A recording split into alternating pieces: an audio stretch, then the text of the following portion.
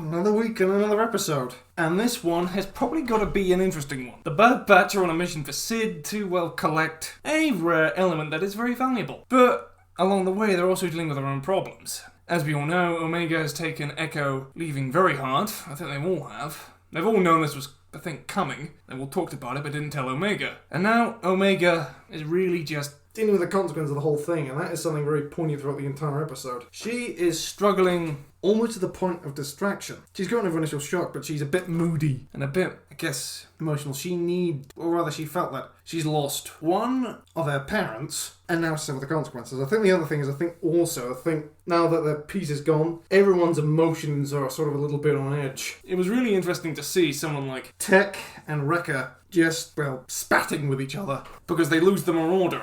And I think this might be the episode in which Bad Batch, the Marauder gets destroyed, because they hinted the fact that the Marauder might be destroyed, and as a result, the next episode might be it. This might be sort of the start of that arc. The other good thing, I think, was just the fact that it's almost like the fact now that their cohesion's been broken, everything just doesn't really work. The Bad Batch are struggling just to keep their heads above water. Tech is being, well, Tech and just stating the truth, and this is having a real bad effect on Omega. Because, despite that, Tech can't read emotions all that well. He gets on better with technology. And while it has been an asset, especially in one episode, it's also been a bit of a liability, especially when it comes to dealing with emotional things. And of course, Hunter tells her to go, when Omega goes off to just be herself on her own for a little while, Tech has to go after her. Hunter sends Tech after her to try and explain things, but Tech doesn't read emotions. I think that's the price he has to pay for his intelligence, which I think that Tech might be part of the reason why he's so good with technology might be the fact he might be, I think, the Star Wars equivalent of neurodivergent in some way. Maybe their version of autism?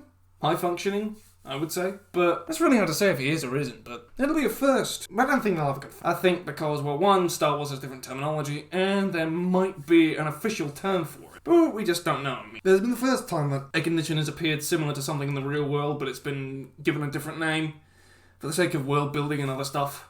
But still, it's nice to see the fact that they're leaning into Tech's technical brain and his intelligence, along with the fact of his seemingly blunt honesty. I think the other thing is just the fact that Wrecker and Tech sort of being at each other's throats without Hunter and Echo to keep the peace, because that has just been... They never really got into each other's faces because I think in general they would always rely on Hunter and Echo to make sort of larger scale decisions. And I mean, that is just something else as well. The fact that now Tech has to really think about more complicated stuff like probably technology, and Wrecker has to, well, think more constructively rather than just smashing things to pieces just for the sake of it. It's really doing them in. They're having to do more than what they're good for. I mean, Wrecker's solution to any problem is just to smash it. Or wreck it, and then Tech was to probably come up with a technical situation along with a little bit of help from, well, Echo, because of Echo's ability to interface with computers directly on a level that he couldn't. So basically, Echo could break the technological barrier, and then all that Tech had to do was just simply go through Echo rather. I keep getting those two mixed up at the moment.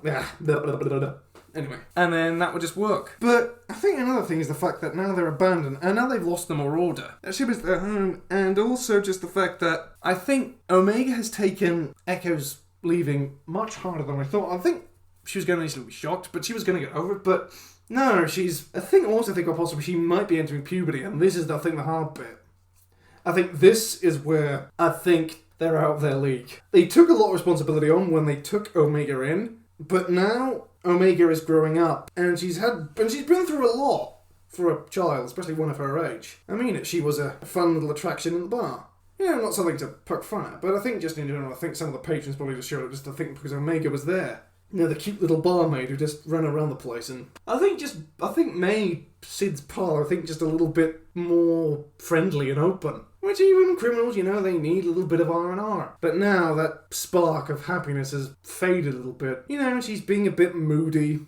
But in reality, I think it's just all the emotional stuff that she's just done. And of course, whenever she did stuff like that, always had 4 people to fall back on. She always knew the fact that Hunter, Echo, Tech, and Wrecker will always be there in a moment. But now she can't really do with that. And they weren't so much a squad. I mean, they were the only family she's ever really known. Proper family. And to them, and to her, this has probably been her complicated family life. With sort of them being immediate family, and then people like Sid sort of being on the outer edges. It just really just shows it. There is a lot happening, and I think all of them are doing with the fallout of Echo leaving. I think the other thing is, I think also the fact that where the ship was stolen, and the fact that the next episode, I think, is them trying to get the Moon Order back, or Sid setting a ship. I think it's going to be interesting to see how the season develops, because we've had 2 filler episodes, one of which was quite good, and one of which was okay.